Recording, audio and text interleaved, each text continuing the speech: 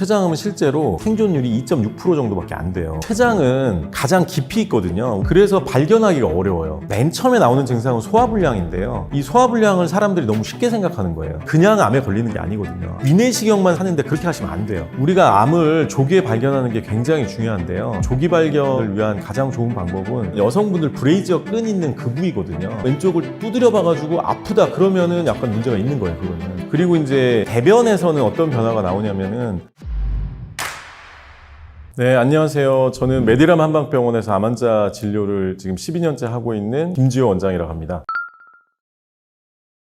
암 환자가 지금 우리나라에 28만 명 정도 발생을 하는데 최근 50년간 우리나라가 너무 급격하게 서구화가 됐죠. 우리가 미국 사람들이 육류를 정말 많이 먹는다고 알고 있는데 우리가 절반까지 따라왔어요, 미국인들의. 미국이 이제 120kg 정도 먹거든요, 1인당. 근데 우리가 이제 1970년에 5kg였다가 지금 우리나라는 이제 60kg 정도까지 12배 정도 이제 더 많이 먹게 된 상황이고, 우유나 유제품도 1970년대에 비하면은 50배 이상 많이 먹죠. 카페라떼 이런 거 먹는데 거기 70%가 우유 거든요. 우유는 성장 호르몬이 생각보다 많이 들어있어요. 그래서 송아지가 하루에 4리터의 우유를 먹으면 1kg가 성장을 하거든요. 그러니까 우리가 만약에 1리터의 우유를 먹는다 그러면 250g이 성장에 쓰이게 되겠죠. 근데 성인들은 성장이 끝났잖아요. 그러니까 성장판에서 키가 성장하는 데 쓰이는 게 아니고 뭐 자궁 근종이라든지, 그러니까 양성 종양이나 아니면 악성 종양이 성장하는 데 쓰일 수가 있겠죠. 그래서 이런 식습관 변화가 상당히 지금 큰 영향을 주고 있고요. 운동 부족을 얘기하면 원래 하루에 사실 우리는 얼마를 걸어야 되냐면 하루에 2만 보를 걸어야 됩니다. 10,000보가 좋다, 뭐 11,000보면 된다, 여러 연구들이 있지만 구석기를 기준으로 해서 한 연구들을 보면 2만 보를 걸으라고 돼 있거든요. 2만 보면 12km 정도고 3시간 정도 걷는 건데요. 사실은 우리가 1970년대, 80년대 이렇게 자가용이나 차량이 발달을 많이 안 했을 때는 실제로 하루에 10km 이상은 웬만한 사람들은 다 걸었어요, 시골에 있는 분들은. 근데 이제 지금 우리가 자가용을 타고 다니고 또 낮 시간에 앉아서 일을 하잖아요. 그러니까는 하체 운동 부족이 아주 심각해진 거죠, 옛날에 비하면. 그리고 지금 우리나라가 전 세계에서 가장 빨리 산업화에 성공했기 때문에 거기에는 엄청난 노력, 과로, 스트레스, 불면 이런 게 깔려 있었던 거잖아요. 그러니까 그런 생활의 변화, 이게 굉장히 이제 급격하게 일어난 거고, 그것 때문에 지금 암이 이렇게 폭증하고 있는 거죠. 이렇게 좌식 생활을 하면 어떤 문제가 있냐면은 골반으로 가는 혈관은 주로 하지동맥에서 나와요. 그러니까는 앉아있으면 하체 운동을 안 하잖아요. 그러니까 골반 쪽의 순환이 1시간 정도 앉아있으면 거의 멈추거든요. 그러니까 이제 오래 앉아있는 분들이 뭐 자궁암이라든지 난소암이라든지 전립선암이라든지 이런 것들이 많이 오게 되죠. 이 골반강 순환이 멈추기 때문에. 그럼 이제 산소도 안 갈 거고 면역세포도 안 갈 거기 때문에. 그래서 사실은 좌식으로 평소 회사 생활 하시는 분들은 1시간에 한 번 정도는 무조건 일어나서 걸으시는 게 좋고, 뭐 스쿼트라도 하시고 골반강 순환을 만들어 주셔야 돼요. 사실 이제 스트레스도 이 걷기랑 관련이 굉장히 높거든요. 왜냐하면 이제 우리 몸의 스트레스 대응 시스템이라는 게 구석기 때 만들어진 건데, 저 멀리서 사자를 본 순간 뛰는 거잖아요. 그러려면은 어떻게 되냐면 다리로 이제 혈액이 많이 필요하게 되니까 온몸에 있는 혈관을 다 좁힌 다음에 그 심장으로 몰아주죠. 그런 다음 그게 이제 하지로 가는 거잖아요. 이게 스트레스 대응 시스템인데, 지금 우리가 구석기 때는 사자가 누구 하나 잡아먹고 갔지만 지금은 회사 선배가 사자고, 와이프가 사자고, 남편이 사자고, 뭐 돈이 사자고, 직장이 사자고, 일이 사자고, 시어머니가 사자고, 이런 거죠. 그러니까 사자가 안 가요. 그러니까는 심장으로 몰리고 모든 혈관은 좁아진 이 상태가 지속되는 거죠. 그래서 이제 단기 스트레스로 암이 걸리는 게 아니고 사실은 장기 스트레스로 암이 걸리는 거거든요. 이게 오래되면 심장으로 혈액이 계속 몰리게 되니까 뭐 유방이라든지 갑상선이라든지 위라든지 이런 데로 혈액이 안 갈 거 아니에요. 그 상황이 계속되면 그쪽에 있는 세포들은 뭐 먹고 살아요? 산소도 안 들어오는데 혈액이 안 오니까. 그래서 그런 데서 문제가 생기는 거고, 유전은 5% 정도밖에 아니거든요. 나머지 95%는 다 생활이고, 스트레스 사건, 일테면 뭐 주식 후 1억을 잃었다, 뭐 남편과 사별을 했다, 이혼을 했다, 이런 강력한 스트레스 사건들이 이제 암을 유발한다는 게 점차 드러나고 있고, 저도 이제 12년 동안 지금 환자들 면담을 해보면 전부 다 사연이 있어요. 그러니까 사연 없는 암은 없는 거거든요. 전부 다 그런 사건이 있은 다음에 이제 뭔가 문제가 생겼고, 그때 발병이 돼서 발견할 때까지는 5년에서 10년 정도 시간이 걸리거든요. 그러니까는 보통 5년 상간에 그런 사건들이 있으셨어요. 그러니까 그냥 암에 걸리는 게 아니거든요, 암이라는 게. 그러면서 이제 발병이 되는 거죠.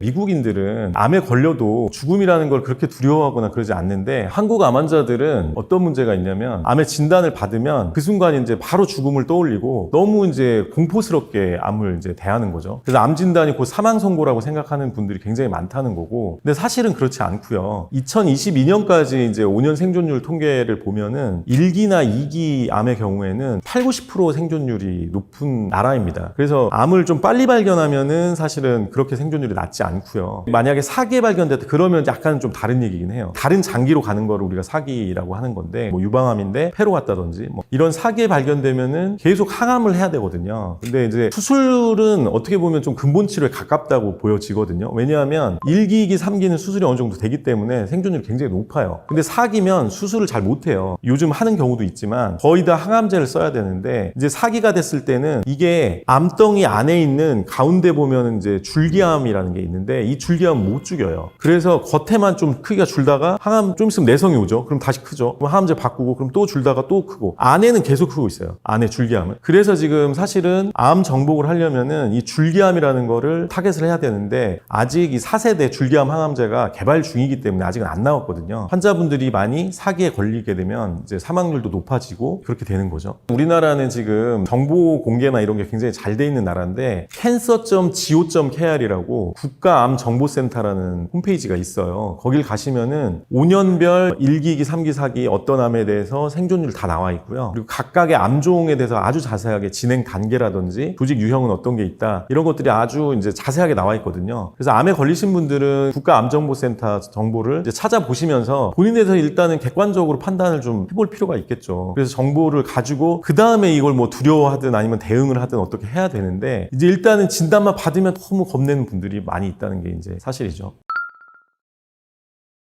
우리나라에서 암 하면은 제일 많이 사람들이 사실 궁금해하고 하는 게 췌장암이거든요. 왜 그러냐면 췌장암은 실제로 2022년까지 통계를 보면은 췌장암 4기가 되면 생존율이 2.6% 정도밖에 안 돼요. 5년 생존율이. 그러니까 100명 중에 뭐 97, 8분은 돌아가시는 거니까 굉장히 나쁜 암이잖아요. 그러니까 췌장암을 엄청나게 겁내하죠. 사실 췌장암이 그렇게 이제 생존율이 낮은 이유는, 암이라는 거는 이렇게 둥그렇게 생겼는데 바깥쪽에 막 같은 게 있어요. 그걸 이제 종양 미세환경 이렇게 부르는데 겹이라고 보시면 돼요. 암덩이는 이렇게 있고 요 가운데에 줄기암들이 많이 몰려 있고요. 그 다음에 이제 바깥쪽 이만한 영역은 이제 초기암 세포들이 많이 몰려 있고, 바깥쪽에는 이제 우리 면역 세포, NK 세포나 T 세포가 이걸 공격을 하니까 방어하는 방어막 같은 역할을 하는 게 있는 거죠. 그래서 이제 이 막이 제일 두껍기로 유명한 게 췌장암입니다. 왜냐하면 췌장에서 단백질 분해 효소가 나오는데 췌장암에 걸리면 췌장 기능이 떨어지면서 그게 잘 안 나오게 되거든요. 그러면서 얘가 엄청나게 두꺼워요. 그래서 일반적으로는 우리가 뭐 유방암이다 그러면 정상 유방과 유방암 조직의 차이 중에 가장 큰 게 산소 농도거든요. 정상 유방이 5면 유방암 조직은 1밖에 산소가 없어요. 이 저산소 때문에 사실은 암이 악성으로 가고 줄기암으로 가는 거거든요, 사실은. 근데 췌장암은 그러면 몇 분의 1이냐? 정상 췌장 조직과 암 조직의 산소의 차이는 20분의 1입니다. 그러니까 이게 두껍기 때문에 산소조차도 못 들어가는 거죠. 그러니까 우리 면역세포도 잘 못 들어가게 되고, 결국 T세포를 이용하는 면역항암제도 췌장암이 지금 전혀 듣질 않거든요. 그래서 이제 췌장암의 경우에는 이 두꺼운 종양 미세환경, 이 암의 입장에서 보면 이제 보호막이고, 저희의 입장에서 보면은 면역계가 가서 공격하는 전쟁터인데, 이거를 어떻게 얇게 만들 거냐, 이게 이제 굉장히 중요하게 되는 거죠. 그래서 췌장암은 산소 농도가 굉장히 낮기 때문에 반대로 고압산소 같은 걸 해주면 췌장암 생존율이 높다는 보고가 이제 일본에서 많이 있고요. 최근에 일본 유튜브에서 방사선 종양학과 교수님이 왜 암 환자들은 고주파 고압산소를 해야 되는지에 대해서 유튜브에 공개한 자료가 있으니까 혹시 기회가 되면 여기에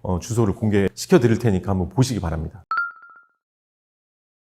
췌장은 가장 깊이 있거든요. 우리가 이제 오른쪽엔 간이 있고요. 왼쪽 맨 앞에는 위가 있고요. 그 다음에 비장이라는 게 있어요. 스플린이라고 있고, 그 뒤에 췌장이 있거든요. 그러니까 등 쪽에 있는 거죠, 한마디로. 그래서 발견하기가 어려워요. 그러니까 우리가 일반적으로 뭐 위는 위내시경을 하잖아요. 근데 위내시경을 했을 때 췌장이 보이냐? 안 보이죠. 그러니까 췌장은 평소에 뭐 CT라든지 이런 걸 찍지 않는 한 잘 발견하기 어렵죠. 환자분들께 말씀드리는 것 중에 내시경 중에 내시경 초음파라는 게 있어요. 위내시경을 하는데 위내시경 내시경을 할 때 여기다가 초음파 장치를 넣어가지고 위 바깥쪽을 볼 수 있는 거예요. 위 벽도 볼 수 있고. 그러니까 지금 이제 위암 사기 중에서 보호만 사형이라는 위암의 유형이 있는데 그 유형은 옆으로 퍼지는 거라서 잘 보이지가 않아요. 그러니까 내시경으로 했을 때는 위 안쪽 전망만 볼 수 있는 거잖아요. 그러니까 이게 이 밑에 암이 있다 이러면 안 보여요. 내시경으로. 염증인 줄 알았는데 나중에 보면 뿌리가 이렇게 박혀 있는 이런 암이 이제 보호만 사형인데 그런 걸 발견하기 위해서도 내시경 초음파가 필요하고 그다음 내시경 초음파를 놓으면은 위 뒤쪽에 이제 췌장이 있거든요. 그러니까 췌장이 보이죠. 그래서 이제 췌장에 대한 검사가 이 뒤쪽에 있기 때문에 쉽지가 않아서 발견이 좀 늦은 경우가 굉장히 많아요. 그리고 이제 췌장암은 사실 맨 처음에 나오는 증상은 소화불량인데요. 이 소화불량을 사람들이 너무 쉽게 생각하는 거예요. 그러니까 왜 소화불량이 오냐면 췌장에서는 우리가 아밀라제라는 탄수화물을 분해하는 소화효소는 입에서 나오잖아요. 근데 다른 단백질이나 이제 지방을 분해하는 데는 대부분 췌장에서 분비가 되는데 췌장에서 효소가 이제 덜 나오게 되는 거잖아요. 암에 걸리면서. 그러면서 소화가 잘 안 되는 건데 그걸 너무 가볍게 생각하시는 거예요. 그래서 췌장 머리 쪽에 보면은 담도에서 이렇게 나와가지고 단이 있고 담낭이 있고 담낭에서 이렇게 담도가 나와서 12지향에서 만나거든요. 췌장 머리 쪽과 담도가 만나는데 머리 쪽에 암이 있으면 이걸 누르게 되겠죠. 그러면서 담도가 눌리니까 담즙이 못 나오게 돼서 이제 황달이 생기는 거예요. 그래서 이렇게 황달이 온 상태에서 발견되는 경우도 굉장히 많고 증상 자체가 아주 일반적인 그냥 소화불량으로부터 시작이 되기 때문에 사람들이 쉽게 생각해서 늦게 발견되는 경우가 굉장히 많은 거죠. 또 제대로 이제 CT나 이런 걸 하지 않으면 잘 발견하기도 어렵기 때문에 또 늦게 발견되는 거고요. 폐암도 마찬가지인데 폐암도 감기가 한 달 동안 안 낫는다 의심해 보셔야 돼요. 그리고 소화불량도 한 달 동안 뭔가 안 낫는다 그러면 의심해 보셔야 돼요. 그러니까 소화불량의 원인은 굉장히 많거든요. 위에서 영향이 있을 수도 있고요. 위장이 안 좋아서 그리고 이제 췌장이 안 좋아서 영향이 있을 수도 있고 여러 가지 원인이 있기 때문에 소화불량을 쉽게 넘어가시면 안 돼요. 한 달 이상 지속된다 그러면 무조건 이거는 CT를 찍어 보시거나 위내시경만 사람들이 하는데 그렇게 하시면 안 돼요. 기본적으로 이제 소화가 잘 안 된다 뭐 속이 밥 먹을 때 더부룩하다 조금만 먹어도 배가 부르다 이런 것들을 전반적으로 다 소화불량이라고 부르는데 사실은 췌장이 등 쪽에 있기 때문에 특히 이제 어디냐면 여성분들 브레이지어 끈 있는 그 부위거든요. 그러니까 왼쪽이죠. 왼쪽을 두드려 봐가지고 아프다 그러면은 약간 문제가 있는 거예요. 그거는 소화불량이 있는데 등을 두드렸는데 여기가 아프다 그러면 그게 근육통이나 이제 뭐 뼈 문제나 이런 게 아니고 췌장에 문제가 있을 수 있는 거죠. 그러니까 그런 자가 진단법을 해보시고 이쪽에 만약 문제가 있다 그러면 이제 병원 가서 좀 제대로 진찰을 영상을 찍어 보시길 권해드립니다. 그러니까 명치 통증은 사실은 역류성 식도염이라든지 이런 거 아니면 심장이 안 좋아도 사실 명치 근처가 아프거든요. 그리고 스트레스를 많이 받아도 사실 그럴 수 있어요. 그래서 이제 명치끝 통증보다는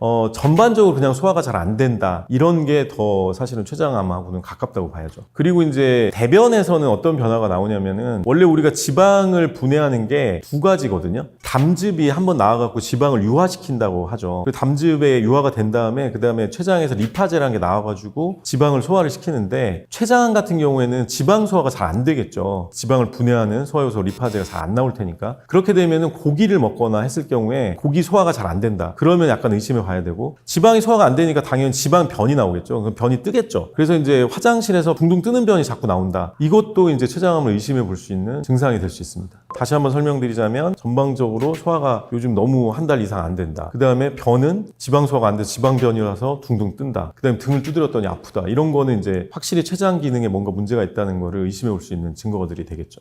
제 환자분 중에 어떤 분이 있었냐면 예전에 이제 암이 있었는데 그분이 항상 호소하시던 게 이제 자녀들한테 나 요즘 계속 등에 담이 결린다. 근데 그거를 2달 이상 호소를 했는데 그걸 그냥 이제 물리치료실에서 치료만 받은 거죠. 뭐 또 침만 맞고. 그래서 이제 사실 이거를 검사해 볼 생각을 안 하셨는데 그게 결국엔 폐암의 증상이었어요. 그러니까 이제 이것도 마찬가지로 근육통이 있다 하더라도 그게 지속된다. 그리고 이제 뭐 물리치료 같은 걸 받았는데도 지속된다. 그러면 내부 문제인 거죠. 근육 문제가 아니라 검사를 해보실 필요가 있겠죠. 그 뼈전이 환자들 중에 어떤 경우도 있냐면은 근육통인 줄 알고 물리치료를 받다가 도수치료 같은 걸 받다가 뼈를 부러져서 오시는 분도 있어요, 실제로. 그러니까 착각하시는 거죠. 이게 뼈 전이 때문에 나오는 통증인데 아 근육통이다 이러고선 안마도 받고 뭐 물리치료도 받고 이렇게 하다가 뼈는 이제 전이 되면 굉장히 약해지거든요. 그러니까 이제 그 압력에 의해서 눌려가지고 뼈가 부러져서 그런 상태에서 발견이 돼가지고 오시는 분들도 있죠.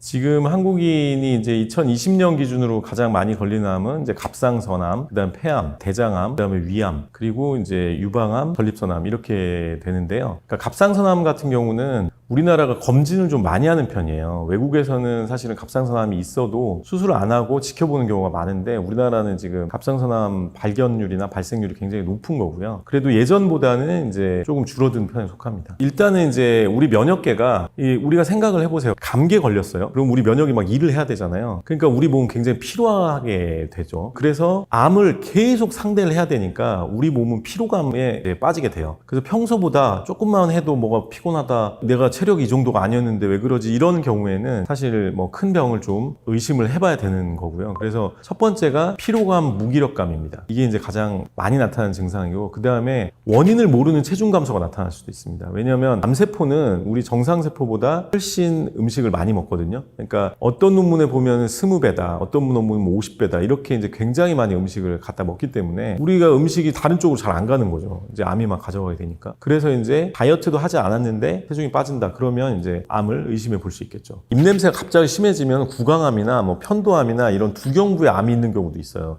사실 여러분들은 암 냄새를 못 맡아보셨을 텐데 저는 이제 암 환자를 상대하다 보니까 구강암이나 뭐 편도암이나 이런 환자들을 만나면 냄새가 굉장히 심하거든요. 그러니까 화장실 냄새가 나요. 암에서 그런 냄새가 나요, 실제로. 그래서 원래 암은 냄새가 있어요. 그래서 그게 이제 뭐 위라든지 뭐 식도라든지 뭐 편도라든지 구강이라든지 이런 데 암이 있다면 입냄새가 아주 심해질 수 있습니다. 그리고 이제 대장암 같은 경우에는 변이 가늘어지는 이유는 대장이 이렇게 있을 거 아니에요. 그러면 암덩이가 여기 있으니까 관이 좁아질 거 아니에요. 그러니까 여길 가면서 이제 얇아지는 거죠. 그래서 변이 얇아지는 것도 어떤 증상을 좀 의심해 보셔야 되고, 변에 이제 검붉은 피가 묻어나온다든지 이런 식으로 변이 변했다, 갑자기 설사가 심해졌다라든지 그런 증상들이 있어도 암을 의심해 볼 수 있겠죠. 아까 제가 췌장암의 경우에 소화불량이 지속되면 위내시경만 하지 말고 내시경 초음파라든지 CT를 꼭 찍어봐라 이렇게 말씀을 드렸잖아요. 근데 이제 대장암 같은 경우는 사실은 대장 내시경만 해도 바로 발견이 되기 때문에 대장 내시경은 정말 아무리 강조해도 지나치지 않을 정도예요. 그러니까 우리나라 같은 경우가 지금 젊은 사람들 대장암이 전 세계 1위예요. 편의점 음식이라든지 그런 패스트푸드들을 많이 먹게 되니까요, 젊은이들은. 그런 분들이 지금 굉장히 장이 안 좋아요. 사실은 지금 암도 마찬가지지만 자가면역 질환, 배양성 대장염이라든지 크론병도 굉장히 많아졌는데 젊은이들이 이게 다 음식하고 관련이 있거든요. 우리 대장에 있는 장내 세균들은 뭘 가장 좋아하냐면 여러분들이 별로 안 좋아하는 풀을 제일 좋아합니다. 왜냐하면 풀에 그 좋은 균들이 다 묻어 있어요. 그 균들을 많이 넣어줘야 돼요. 그런데 이제 현대인들이 너무 풀을 안 먹죠. 풀을 안 먹고 거기다가 다양하게 먹지도 않죠. 그러니까 도시인 같은 경우에는 이 장내세균의 다양성이 떨어지게 되는 이유가, 우리는 사실 식당에 가도 뭐 반찬 중에서 좋은 균이 묻어 있는 게 뭐 김치, 그 다음에 상추, 깻잎 정도인데 시골 분들은 봄 되면 뭐 산에 가가지고 뭐 나무를 여러 가지를 캐먹잖아요. 그러면 여러 종류의 균들이 다 묻어 있는 거죠. 그래서 사실은 소장 대장의 건강이 전체 면역력과 직결돼 있거든요. 그래서 사실은 면역을 올리기 위해서 하셔야 되는 일은 뭐냐면 다양하게 식물을 섭취하셔야 돼요. 그래서 우리가 식물을 안 주면 장내 세균들이 배가 고플 거 아니에요? 그럼 뭘 먹어요? 장의 점막을 먹어요. 장의 점막을 먹어서 장내 세균들은 요 대장 안쪽에 있고 면역계는 요 바깥쪽에 있어서 원래는 안 만나야 되는데 얘가 점막을 파먹으니까 나중에 만나게 되죠. 그 만나는 게 바로 궤양성 대장염이나 크론병으로 가게 되는 거고, 처음에는 이제 점막을 파먹기 시작하면은 점막 안쪽에 이제 혈관이 흐르는데 그 혈관으로 들어가지 말아야 될 음식 같은 게 막 들어가면서 이제 장누수 증후군이라고 하죠. 장에 구멍이 뚫려가지고 질환이라든지 이런 것들이 생기게 되는 거죠.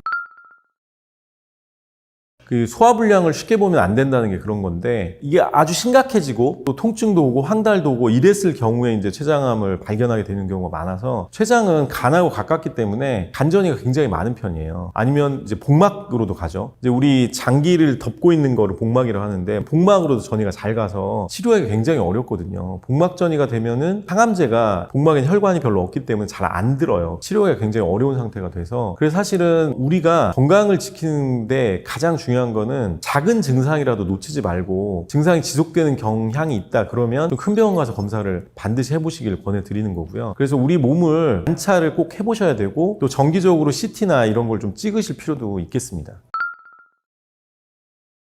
우리가 암을 조기에 발견하는 게 굉장히 중요한데요. 이 조기 발견을 위한 가장 좋은 방법은 정기적인 검진입니다. 우리가 증상이 있을 때 그걸 무시하지 마시고, 이렇게 소화가 안 된다든지 무력감이 있다든지 지속되는 통증이 있다든지 대변이 변한다든지 이런 변화가 있을 때 내시경만 하지 마시고, 내시경은 굉장히 한계가 있어요. 왜냐하면 점막 안쪽만 볼 수 있기 때문에 바깥쪽이 어떻게 돼 있는지 볼 수가 없거든요. 그래서 소화가 안 된다고 그냥 위내시경 찍었는데 이상 없어, 괜찮아, 이렇게 생각하시면 안 되고, 영상 촬영을 반드시 하셔가지고 위만의 문제가 아닐 수도 있으니까요. 다른 장기의 문제가 있을 수도 있으니까 정기적으로 검진을 하시길 권해드리겠습니다.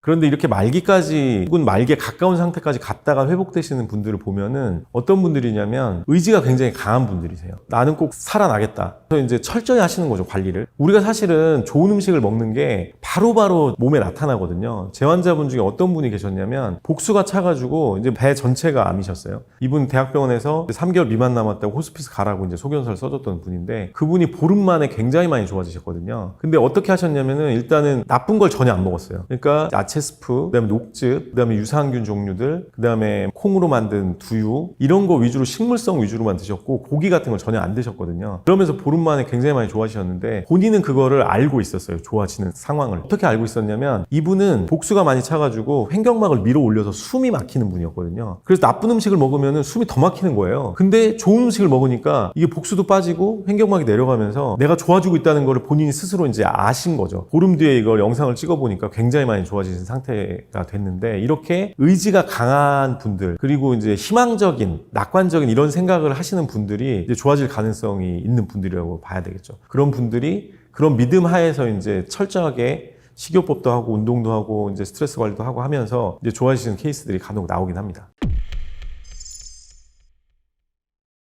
유방암 환자셨는데 폐전이, 뼈전이, 뇌전이가 있으셨어요. 이게 피부전이가 생긴 거예요. 그날부터 암이 막 온몸으로 퍼지기 시작하는 거예요. 몸이 새까맣게 변하거든요. 이게. 그러면서 결국엔 돌아가셨는데 이렇게 전이가 되면은 각 장기의 기능을 못할 뿐더러 인접 장기까지 뚫고 들어가서 출혈이 생긴다든지 사망 위험성이 굉장히 높아지게 되는 거죠. 암 환자분들이 전이를 예방하기 위해서는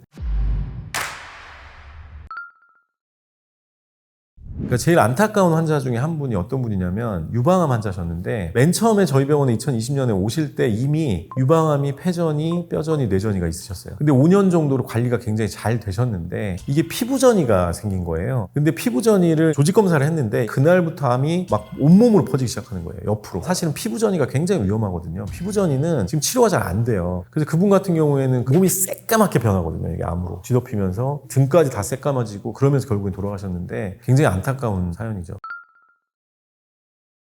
암이 전이된다는 거는 특정 장기에서 이 장기랑 별로 관련이 없는데 멀리 가는 거죠. 그래서 유방암이 폐전이 되거나 유방암 뼈전이 되거나 위암이 난소로 전이되는 경우도 있죠. 암덩이가 있으면은 거기 이제 혈관들이 있단 말이에요. 암덩이도 이제 영양분을 먹어야 되기 때문에 신생혈관을 많이 만드는데 이런 혈관을 통해서 암덩이가 떠다닐 수가 있어요. 그럼 이가 온몸을 떠다니다가 어딘가 붙은 거죠. 어딘가 붙어서 거기서 혈관을 뚫고 들어가가지고 조직에 안착을 하는 거죠. 그게 이제 전인 거고 이렇게 전이가 있으면 우리가 1기, 2기, 3기, 4기 이렇게 할 때 4기라고 부르는 거죠. 기수를. 3기는 그 주변만 가 있는 경우, 뭐 림프를 탔다든지 이런 경우가 이제 3기고 1기, 2기는 그 장기에만 국한돼 있는 경우예요. 1기는 보통 크기가 작은 경우를 얘기하고 2기는 보통 뭐 2cm 이상이라든지 좀 더 크면은 이제 2기라고 얘기하고 이제 3기는 주변에 림프나 혈관을 탄 경우를 얘기하고 이제 4기는 아예 다른 장기로 간 경우를 얘기하는 거고 특히 이제 4기 이 전이 중에서 제가 볼 때는 생존율을 많이 낮추는 게 복막전이하고 뼈전이 정도거든요. 이 전이가 또 한 장기로만 가는 게 아니고 여러 장기로 가는 경우도 있어요. 뭐 유방암 환자인데 폐전이도 있고 뇌전이도 있고 뼈전이도 있고 뭐 피부전이도 있고 뭐 이런 분도 있으시거든요. 그렇게 전이가 여러 군데가 되면은 암의 기세가 이제 너무 센 거죠. 제가 70kg, 80kg 하는데 거기서 암 해봐야 몇백 g일 거 아니에요. 1cm가 있다 이러면. 그런데 이게 막 여기저기로 가 있다. 그럼 기세가 엄청 세지는 거죠. 그러면서 우리 면역계가 부담을 엄청나게 갖는 거죠. 이 얘네들을 컨트롤해야 되니까. 그러니까 이제 면역도 떨어지게 되는 거고 그러면 뭐 감기나 이런 거에 왔을 때도 대응을 잘 못하게 되는 거고 폐렴으로 돌아가시는 경우도 있는 거고 그러니까 암 환자들은 암 때문에 돌아가시기도 하지만 면역 저하 때문에 감염성 질환이나 이런 것들도 많이 돌아가시거든요. 전이가 된다는 거는 그런 면역 저하를 기본적으로 깔고 가는 거기 때문에 사망 위험성이 굉장히 높아지게 되는 거죠. 그래서 사람들이 두려워하시는 거고요. 4기라고 하면은 치료하기가 훨씬 더 어려워져요. 수술이 불가능해지고 요즘은 수술을 그래도 옛날보다는 4기임에도 수술을 많이 시도를 하는 편이에요. 수술이 왜 그렇게 중요하냐면은 암덩이는 세 겹으로 돼 있거든요. 바깥쪽에 보호막 같은 종양 미세환경이 있고 정가운데 부분에 줄기암이 많이 몰려 있고 그다음에 이제 초기암들이 있잖아요. 근데 수술을 하면은 줄기암을 다 떼어낼 수가 있잖아요. 근데 수술을 못 하게 되면 이게 계속 남아 있잖아요. 그리고 이제 지금 대학교에서 하는 1세대나 2세대 항암제들은 줄기암을 오히려 더 키우는 역할도 하기 때문에 그걸 남겨놓고 이제 항암을 계속하는 게 굉장히 무리가 있어요. 그래서 실제로 어떤 분들이 있냐면 이 줄기암이 많은 단계. 근데 이런 분들을 수술하기 전에 선항암을 하잖아요. 그럼 다 다른 장기로 전이되는 경우도 많이 생겨요. 그래서 수술할 수 없는 상황으로 가는 경우도 많이 생기죠. 그래서 그런 분들은 제가 이제 항암을 할 때 때 고압산소 같은 걸 해가지고 몸을 정상으로 자꾸 바꾸는 작용을 같이 하면서 이제 치료를 받으시라고 말씀을 드리죠. 지금 우리나라 같은 경우에는 암을 진단 받으려면 조직 검사를 해야 돼요. 그러니까는 여러분들이 여러 검사 중에 혈액 검사가 제일 부정확하고 그 다음이 영상이거든요. 영상은 1mm 밑에 게 안 보여요. 근데 1mm만 해도 암세포 100만 개 있는 거거든요. 100만 개. 그러니까는 영상으로 완벽하지가 않죠. 그래서 이제 조직을 띄어내가지고 보는 그 조직 검사가 가장 정확한 거고요. 여러분 암투병에서 제가 볼 때는 1기냐 2기냐 3기냐 4기냐 이것도 중요하지만 내 조직이 초기암이냐 중기암이냐 줄기암이냐 이게 써 있어요. 거기에 그레이드 1이냐 그레이드 2냐 그레이드 3냐. 그래서 미국의 존스 홉킨스 대학병원에 보면은 암 환자 예후를 결정하는 건 두 가지다. 하나가 그레이드, 지금 이 조직이 어느 상태냐. 그 다음 또 하나가 기수, 스테이지. 근데 우리나라 대학병원 선생님들이 지금 기수는 설명을 해주는데 그레이드 설명을 너무 안 해주는 경향이 있어요.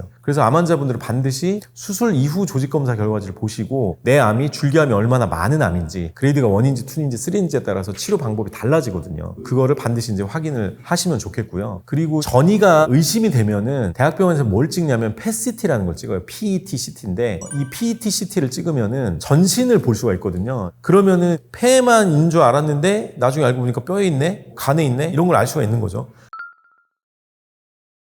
암 환자 통증에서 가장 심한 건 췌장암 통증이라고 얘기를 하는데, 이 뼈저리 통증도 그에 못지않게 굉장히 통증이 심해서 이제 잠을 못 주무시는 경우가 굉장히 많고요. 마약성 진통제로도 뼈저리가 안 잡히는 경우도 많이 있어요. 뼈저리 통증이. 그 다음에 폐저리가 되면 당연히 기침이 많이 난다든지 뭐 가래가 많이 끓는다든지 그런 경우도 많죠. 위로 전이되는 경우는 이제 위암이 복막으로 전이가 굉장히 많이 되는 건데, 위에 암 있는 상태에서는 당연히 이제 소화나 이런 데 굉장히 문제가 있겠죠. 영양제로 생명을 유지하시는 분도 봤고요. 제가 이제 위에서 난소로 전이돼서 그 난소가 양측이 있잖아요. 근데 이게 너무 커지면서 직장을 눌러요. 그래서 한 달 동안 대변을 못 보신 분도 있어요. 그래도 음식도 못 먹으니까 눌러가지고. 그래서 각 장기마다 전이가 되면은 그 장기의 기능을 못하게 막을 수가 있는 거죠. 그리고 이게 이제 더 위험한 거는 악성종양과 양성종양의 차이가 그게 있는데, 양성종양은 난소 낭종이나 자궁 근종 같은 건데 그런 것들은 이렇게 벽을 뚫고 가지를 못해요. 이 벽을 만나면 더 이상 성장하지 못하는 신호가 나오거든요. 근데 악성종양은 문제가 뭐냐면 이 벽을 뚫고 가요. 그래서 어떤 분이 계셨냐면 자궁 경부암이셨는데 이분이 재발이 됐는데 자궁암이었는데 직장을 뚫고 들어간 거예요. 암이. 그래서 직장이 막 출혈이 막 계속 나오고 이러면서 암이 알게 된 거고, 이걸 못 잡아가지고 결국은 돌아가셨거든요. 그러니까 사실 이제 이렇게 전이가 되면은 각 장기의 기능을 못할 뿐더러 인접 장기까지 뚫고 들어가서 출혈이 생긴다든지 이런 문제가 이제 심각해지는 거죠. 그래서 전이가 위험한 거고요. 지금 여태까지 제가 본 환자 중에 뼈전이가 되면 환자분들이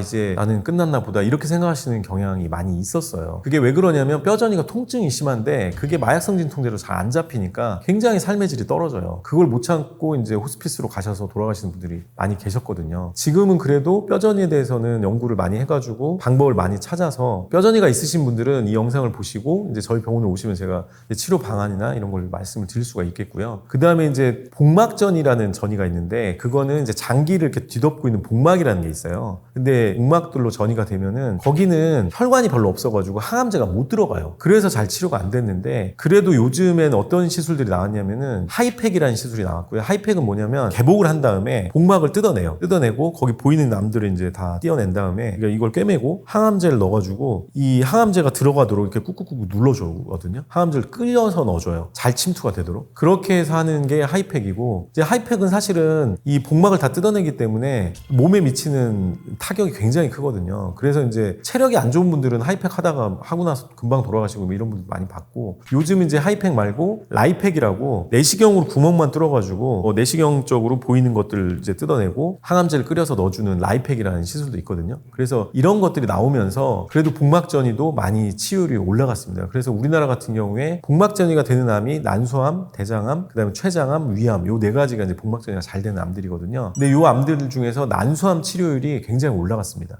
그래서 어쨌든 옛날보다는 전이가 돼도 그래도 요즘은 생존율이 많이 높아졌다 이렇게 생각하시면 되고, 그리고 이제 환자분들이 되게 두려워하는 것 중에 뇌전이가 있거든요. 근데 뇌전이는 예전보다는 굉장히 많이 치료율이 좋아졌어요. 그러니까 유방암이나 폐암이 뇌전이가 잘 생기는데요. 뇌로 갔을 경우에 요즘 방사선 치료라든지 감마나이프라는 치료가 굉장히 발전을 해가지고 치료율이 많이 높아져서 너무 걱정을 안 하셔도 되고, 위험한 경우는 단 한 경우인데 이 뇌전이가 돼가지고 뇌 수막 같은 데로 전이가 되면 이건 위험해요. 그러니까 뇌 안쪽으로 안쪽으로 가면은 이거를 감마 나이프 같은 걸로 이제 이걸 지져내면 되는데, 이 바깥쪽으로 가면 이게 골치 아픈 게, 우리 뇌는 척추를 타고 척수가 쭉 꼬리뼈까지 내려가잖아요. 그러니까 약간 콩나물처럼 이렇게 생겼는데, 이게 뇌수막으로 가면은 밑에까지 내려가 버려요. 그러면서 이제 치료하기가 굉장히 어려운 상태로 바뀌거든요. 이제 이렇게 뇌수막전이 이런 게 아니라면 뼈전이든 복막전이든 뇌전이든 그래도 생존율이 많이 높아졌다, 이렇게 생각하시면 되겠습니다.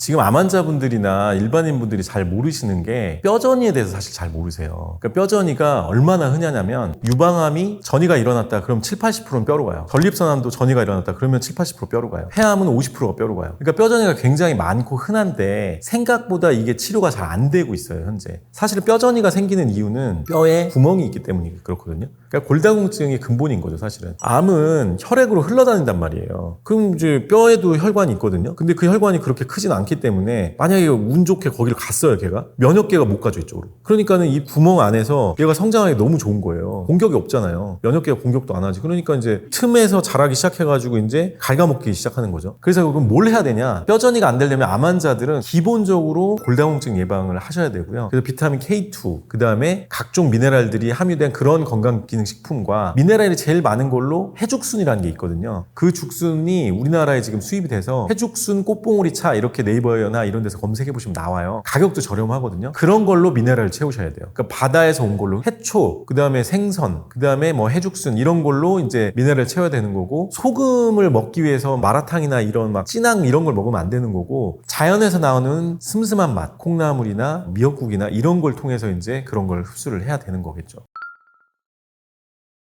뼈전이 같은 경우는 일단은 호르몬성 암들이 많이 걸리게 되거든요. 그래서 가장 뼈전이가 잘 되는 암은 전립선암입니다. 두 번째는 유방암이고요. 전립선암은 70, 80%, 유방암은 6, 70% 정도가 뼈로 가게 되는데, 이건 왜 그러냐면은 호르몬, 남성 호르몬이나 여성 호르몬이 어떤 역할을 하냐면 뼈 형성에 기여를 해요. 그런데 이제 유방암 환자들 같은 경우는 항호르몬제를 많이 드시거든요. 그러면 이제 에스트로겐의 작용을 막으면서 뼈가 형성되는데 문제를 유발시켜요. 그러면서 이제 뼈전이가 잘 생기게 되죠. 그 다음에 세 번째가 폐암이에요. 폐암 같은 경우는 50% 정도가 이제 뼈전이가 생기게 되고요. 그래서 이런 암들의 뼈전이가 생기면은 근본적으로 해야 될 일은 뭐냐면, 지금 이제 대학병원 치료에서는 이게 뼈라고 생각을 해보세요. 이 뼈에 이렇게 암이 있죠. 그러면 대학병원에서는 얘를 죽이려고 접근을 하는 거예요. 그러니까는 항암이나 방사선을 통해서 암세포를 직접 공격을 하는 방식을 쓰시는 거거든요. 근데 그렇게 되면 만약에 옆에 구멍이 있어요. 그럼 글로 도망가는 경우도 있어요. 그 방사선 치료 후에 그 옆자리에서 다시 전이가 생기는 경우가 상당히 많이 발견되고 있거든요. 그게 이제 이런 치료 기법 때문에 이제 나오는 거고, 저 같은 경우는 치료를 어떻게 하냐면 구멍을 다 메꿔요. 그러니까 예를 들어서 이 방안이 이제 뼈에 뚫린 공간이라고 생각을 해보시면, 대학병원에서 하는 표준 치료는 대부분 따발총 같은 걸로 막 다 쏴 죽이는 거죠. 근데 공간은 남아있잖아요. 그러니까 나중에 또 들어올 수가 있어요. 그런데 저는 어떻게 하냐면 이 공간을 다 없애버려요. 공간을 다 메꾸는 거죠. 미네랄들을 통해서. 그러면 이 공간이 저 천장이 밑으로 내려온다고 생각해보세요. 그럼 여기는 생명체는 다 죽을 거 아니에요. 그러니까 죽이는 방식에 좀 차이가 있는 거죠. 제가 뼈전이를 치료하는 방식하고 대학병원이 치료하는 방식에. 그래서 이제 저는 PET, CT를 찍어 오시면은 뼈 하나하나를 다 볼 수가 있어요. 그러면 거기 이제 공간이 얼마나 있는지. 사실은 뼈전이가 되면 한 군데만 되는 경우는 드물어요. 여러 군데 되는 이유가, 왜냐면 골다공증이 있는 상태에서 뼈전이가 되기 때문에 한 군데만 막으면 이게 답이 없어요. 전신의 뼈를 튼튼하게 하는 방식으로 이제 치료를 하게 되는 거고요. 예방법도 골다공증이 있는 분들을 골다공증을 없애는 방향으로 예방을 해야 됩니다.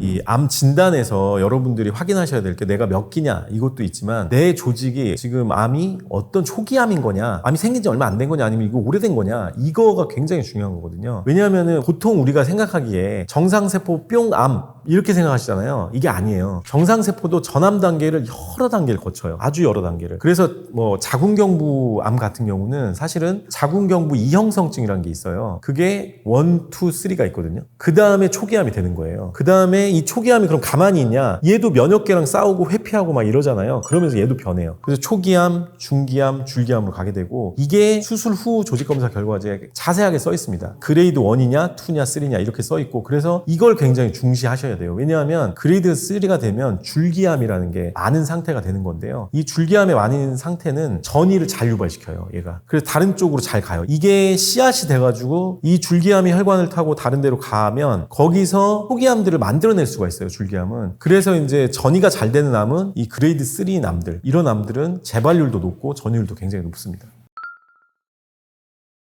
암 환자분들이 전이를 예방하기 위해서는 일단은 내 암이 전이가 잘 되는 암일 경우에 굉장히 신경을 많이 쓰셔야 되는 거죠. 관리를 잘 하셔야 되는 거고, 이 줄기암으로 가면 갈수록 전이 확률이 높기 때문에 내가 조직검사에서 이런 암으로 나왔다 그러면 음식 관리나 생활 관리도 더 철저하게 해주셔야 됩니다. 암이 지금 정복하기 어려운 이유 중에 하나가 있는데요. 그게 뭐냐면 암덩이가 이렇게 세 겹이라고 그랬잖아요. 바깥쪽을 싸고 있는 이 종양 미세환경, 이 부분이 우리가 관리를 어떻게 하냐에 따라서 잠도 잘 자고 좋은 음식 먹고 운동도 열심히 하고 스트레스 관리도 잘하고 하면 이 정상세포가 공격하기 쉬운, 우리 면역세포가 공격하기 쉬운 상태로 바뀌어요. 그런데 나쁜 음식 먹고 운동도 안 하고 뭐 잠도 잘 못 자고 스트레스 관리 잘 못하고 이러면은 여기가 딱딱해지고 끈적해지고 그러면서 우리 면역세포가 공격하기 어려운 상태로 바뀌어요. 그리고 두꺼워져요. 여러분들이 하시는 관리가 나의 암 상태에 직접 영향을 준다고 생각하시면 됩니다. 그래서 이제 전이를 막기 위해서는 여러분들이 관리에 이제 신경을 많이 쓰셔야 되고, 뼈전을 막기 위해서는 골다공증 예방을 하셔야 되는 거고요.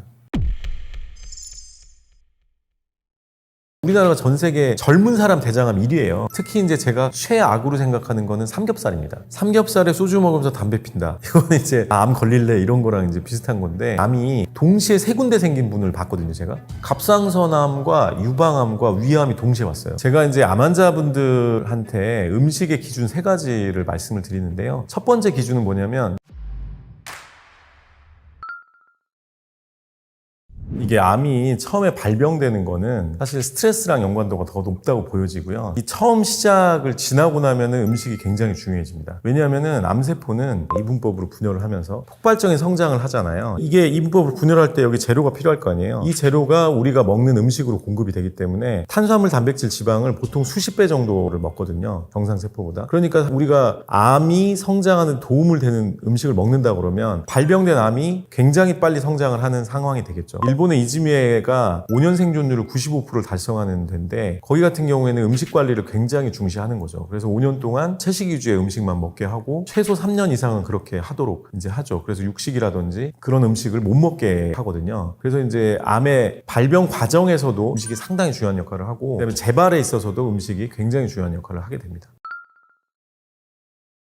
암을 유발하거나 암을 악화시키는 음식들은 일단 가공 음식이나 초가공 음식들이 굉장히 많고요. 여러 단계로 가공을 하면 할수록 우리 몸에는 안 좋다고 보시면 되죠. 오늘 그런 기사도 났는데, 우리가 가공식품을 10%에서 20%로 늘렸더니 생존율이 뚝뚝 떨어지더라, 이런 기사가 났거든요. 사실은 가공 음식은 현대인들이 피할 수 없지만 암 환자들은 반드시 가공식품을 제가 이제 금하게 하는 거고요. 그래서 첫 번째도 안 좋은 건 가공식품이고, 두 번째 이제 동물성 음식들인데요. 특히 이제 제가 최악으로 생각하는 거는 삼겹살입니다. 왜냐하면 삼겹살은 포화지방이 엄청나게 많은 거죠. 삼겹살을 삶아 먹지 않잖아요. 불에서 구워서 먹잖아요. 그러면은 탄 음식이 되면서 거기 발암물질들이 엄청 많이 나오죠. 삼겹살에 소주 먹으면서 담배 핀다. 이거는 이제 암 걸릴래 이런 거랑 이제 비슷한 건데, 제가 20년 동안 삼겹살을 거의 안 먹어가지고 몸이 바뀌었어요. 그래서 저는 삼겹살을 먹으면 바로 설사를 하거든요. 우리나라가 전 세계 젊은 사람 대장암 1위예요. 우리나라가. 근데 왜 그러냐? 너무 그런 것들을 이제 맘대로 막 먹는 거죠. 암 환자가 아닌 분들은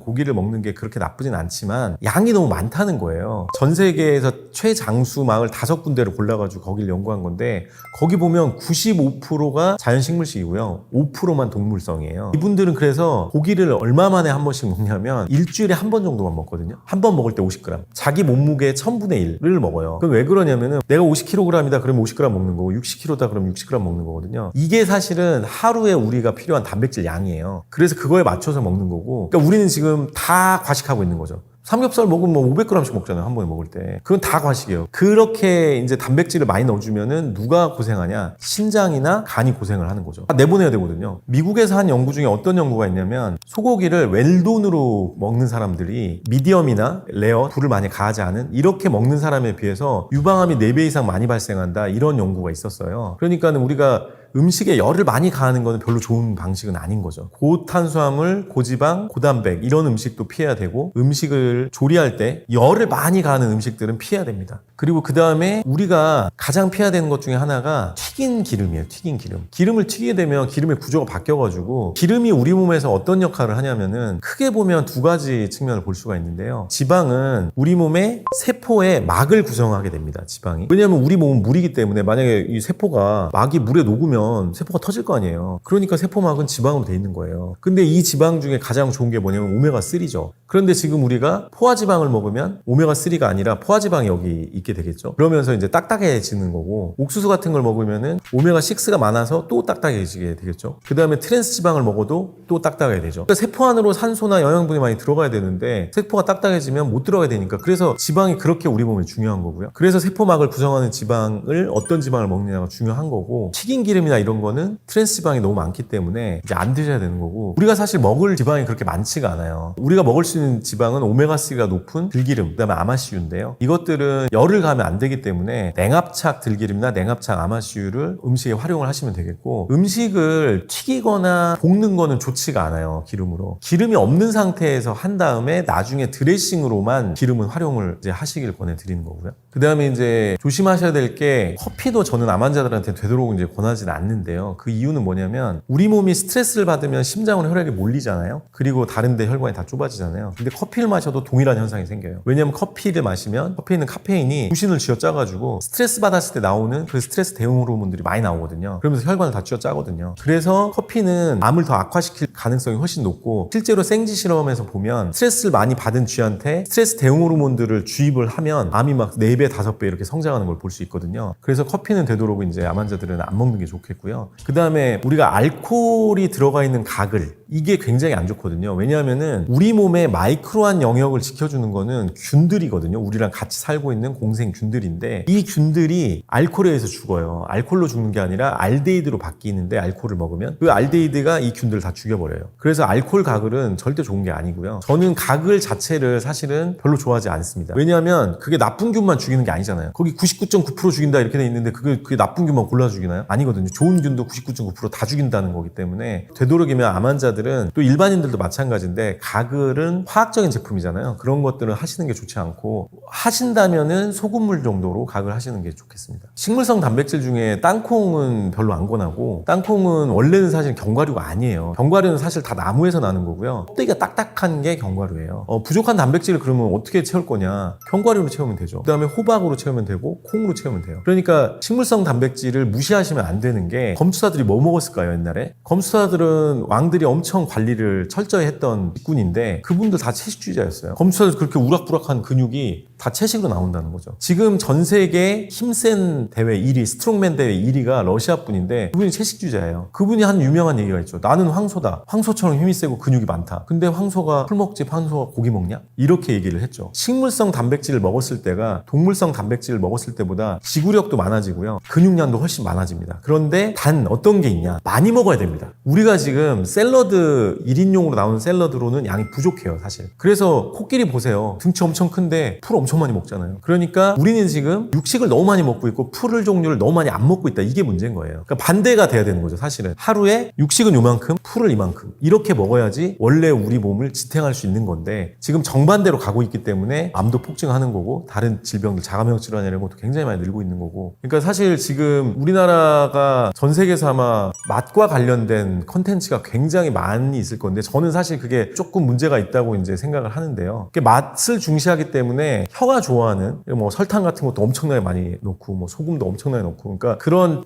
단맛, 짠맛, 또 매운맛, 이런 맛에만 중시하는 음식들은 사실은 우리 몸에는 굉장히 안 좋다고 생각하시면 되겠고, 오히려 슴슴한 거, 자연에 가까운 거, 우리가 국을 먹는다고 해도 마라탕 같은 자극적이고 이런 것들도 있지만, 뭐 콩나물국이나 미역국이나 이렇게 자연에 가까운 것들도 있잖아요. 그래서 국을 먹는다면 그런 국을 먹어야죠. 우리 사람은 원래 바다에서 온 존재이기 때문에 우리 몸의 체액은 바닷물하고 비슷하거든요. 그래서 여러분들이 그냥 일반 물을 맞는 게 아니라 아프면 생리식염수를 맞는 거잖아요. 생리식염수가 바닷물하고 비슷하죠, 농도가. 그래서 이제 우리 몸도 사실은 원하는 게 그런 마라탕 같은 이런 자극적이고 맵고 이런 국물이 아니고, 사실은 콩나물국이나 미역국 같은 그런 슴슴한 맛이 있는 그런 국물이 되겠죠. 그러니까 음식을 고를 때 맛보다는 건강을 먼저 생각하시고, 아까 제가 자연식물식이라는 말을 드렸잖아요. 그러니까 자연에 가까운 상태에서 아주 최소한의 조리만 해서 먹는 그런 방식을 취하시는 게 건강에 가장 좋겠죠.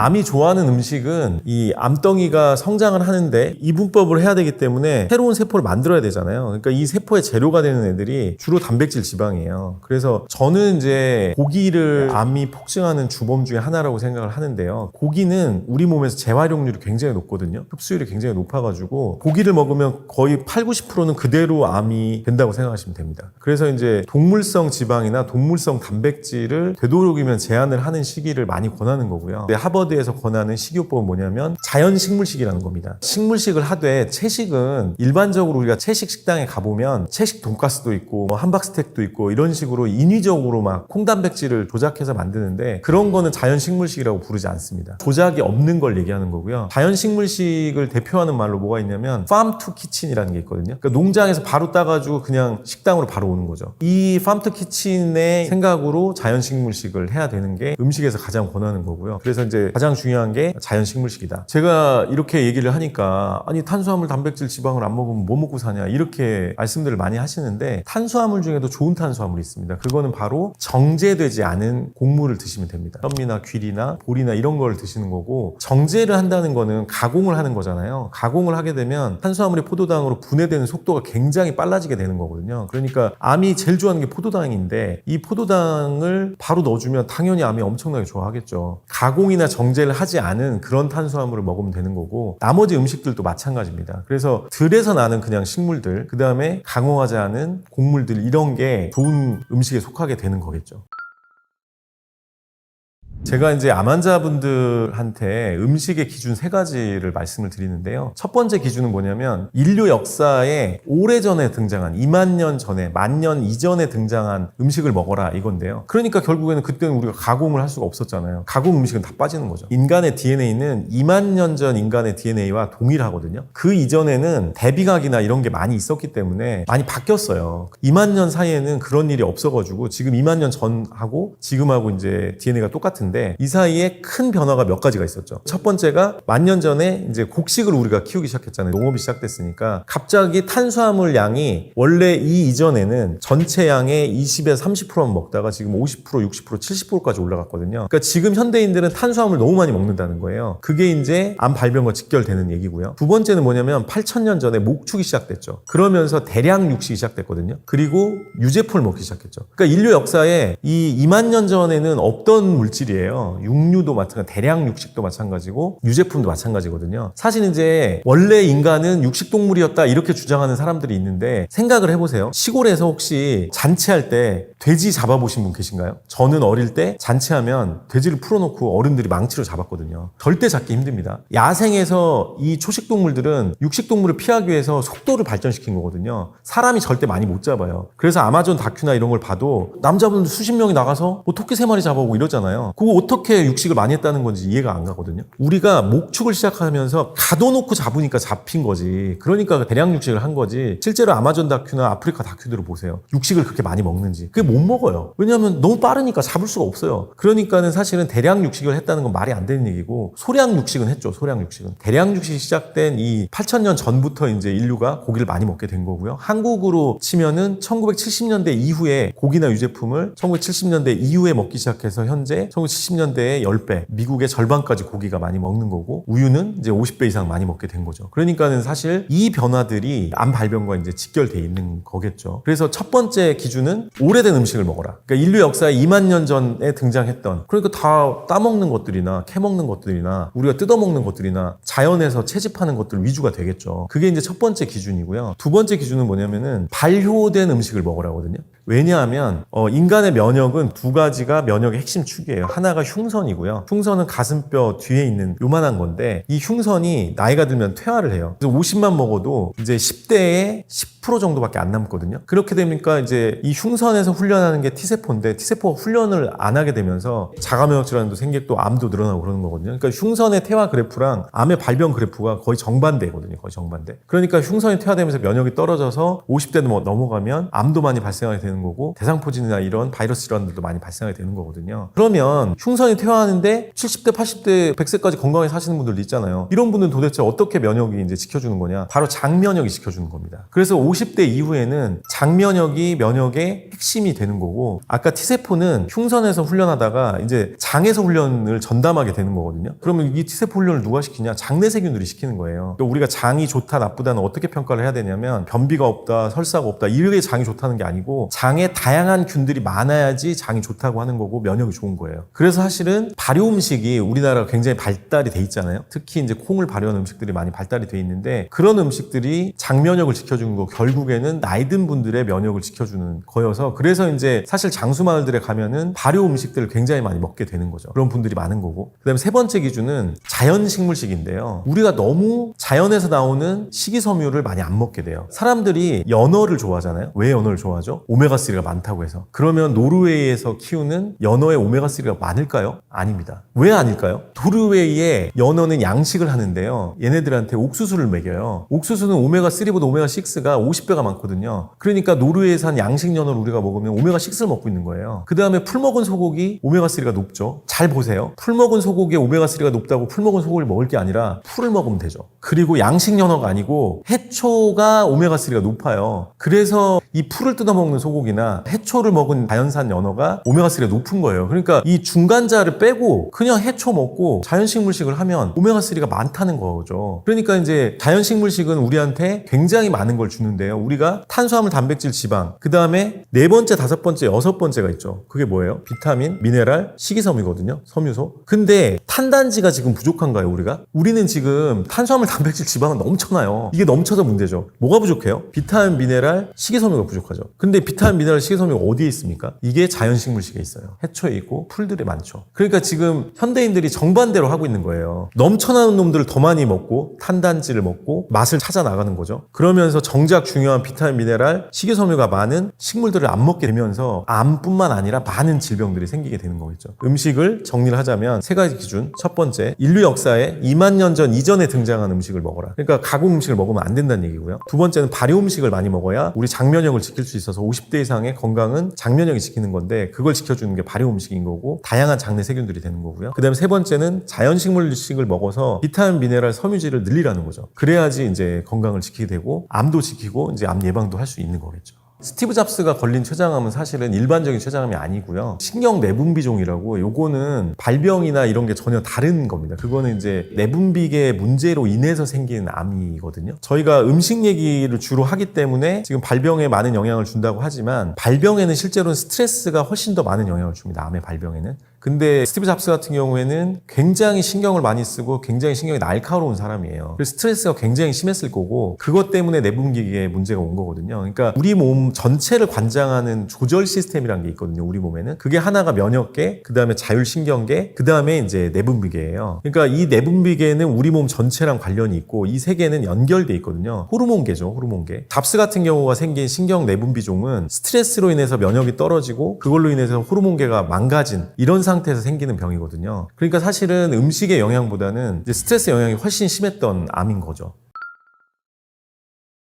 지금 우리나라에서 잘 안 먹는 영양제가 있는데요. 그게 뼈와 관련된 영양제입니다. 바로 비타민 K2입니다. 지금 시중에서 파는 영양제들 중에 뼈 건강 관련해가지고 파는 것들 중에서 비타민 D랑 칼슘, 요즘 뭐 마그네슘까지 정도 넣어가지고 하는 게 되게 많이 있거든요. 근데 사실은 여러분들이 잘 모르는 게 뼈에 미네랄을 넣는 애는 비타민 D가 아닙니다. 비타민 K2입니다. 비타민 K2. 근데 우리가 왜 몰랐냐 이거를. 왜냐하면 우리나라는 건강기능식품 제도가 허가제예요. 그래서 뭔가 새로운 거를 판매하려면은 3억에서 5억을 들여서 사람 임상을 한 다음에 등록을 허가를 받아야지만 팔 수가 있어요. 비타민 K2는 한국에서는 작년부터 팔리기 시작했고요. 그러니까는 K2가 있는지도 모르는 사람들이 많죠. 뼈에 미네랄을 넣는 애는 오스테오칼신이라는 단백질인데 그 단백질을 형성하는 건 비타민 D가 맞고요. 그런데 이 단백질이 형성됐다고 해서 활동하는 게 아니거든요. 얘를 활성화시키는 게 바로 비타민 K2입니다. 그래서 비타민 D와 칼슘만 많이 먹으면 어떤 문제가 생기냐? 혈관까지만 칼슘이 들어가요. 그래서 동맥경화가 많이 생겨요. 그러니까 여러분들이 근데 지금 비타민 D하고 칼슘 제제를 먹으면은 뼈가 튼튼해지는 게 아니고 혈관이 딱딱해져서 동맥경화 생기는 분들이 많이 있습니다. 그래서 반드시 비타민 K2를 드셔야 되는 거고요. 비타민 K2 한국에서 파는 것들보다는 미국에서 파는 것들을 드시길 더 추천드리는 이유는 비타민 K2가 굉장히 많이 필요한데 지금 연구가 제대로 된 거는 이 메나키논이 비타민 K2를 얘기하는 건데 메나키논 4가 있고 7이 있거든요. 근데 메나키논 7은 이게 주로 콩을 발효한 청국장이라든지 낫또 이런 데서 오는 게 메나키논 7이고요. 근데 흡수율은 이게 더 좋다고 얘기가 되고 있어요. 그런데 메나키논 4는 보통 동물성에서 오긴 하는데 얘가 연구가 제일 많이 돼 있어요. 그래서 얘가 많은 비타민 K2 제제를 미국에서 직구해서 드시길 권해드리고 음식으로는 청국장이라든지 낫또라든지 이런 걸 드시면 되는데 우리가 청국장을 너무 많이 끓여서 먹잖아요. 그렇기 때문에 사실 청국장의 효과가 많이 떨어지게 됩니다. 청국장에 들어있는 단백질이나 많은 장내 세균에 도움되는 균들이 많이 있는데 그것들은 끓이게 되면은 다 죽게 되겠죠. 그래서 40도에서 60도 사이에 단백질 파괴가 일어나니까 청국장은 어떻게 드셔야 되냐면 절반 정도는 끓인다 하더라도 절반은 남겨놨다가 다 끓고 나서 체온 정도로 식었을 때 그때 나머지를 풀어서 그렇게 드시는 게 이제 유효 성분을 전부 다 흡수하는 좋은 방법이 되겠죠.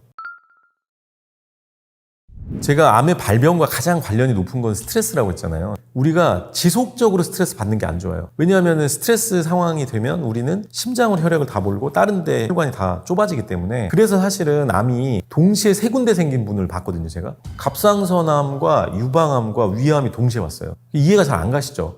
이게 유전적으로 무슨 관련이 있지? 그런 게 아니에요. 암이라는 거는 혈액순환이 안 되면 오는 게 암이에요. 그분은 이제 몇 년 동안 직장 때문에 엄청난 스트레스를 받았던 분인데 그분이 암이 세 군데 동시에 온 거는 또기 혈관도 좁아지고 여기 혈관도 좁아지고 위 혈관도 좁아진 거죠. 그러니까는 산소가 안 가게 되고 그러면서 이제 암이 발병이 됐던 거죠. 그러면 이런 스트레스 상태를 어떻게 우리가 피할 수 있냐? 그 중간에 뭘 하셔야 돼요? 휴가를 가셔야 돼요. 휴가를 가서 스트레스 상황을 완전히 잊으셔야 돼요. 그래야지만 우리 순환이 바뀌는 거죠. 스트레스 안 받을 때처럼 한숨 후 쉬고 혈관이 다 넓어지는 거죠. 그래서 반드시 휴가나 휴식, 여행 이런 게 굉장히 필요합니다. 그걸 몰아서 가는 게 중요한 게 아니고요. 중간중간에 가는 게 굉장히 중요하죠. 지금 우리나라가 그래도 주 5일제가 되면서 이럴 가능성이 점점 높아지고 있는 게 굉장히 좋은 현상인 거죠, 사실은. 그래서 중간에 휴식, 쉼, 여행 이런 게 굉장히 중요하다고 말씀드릴 수 있겠습니다.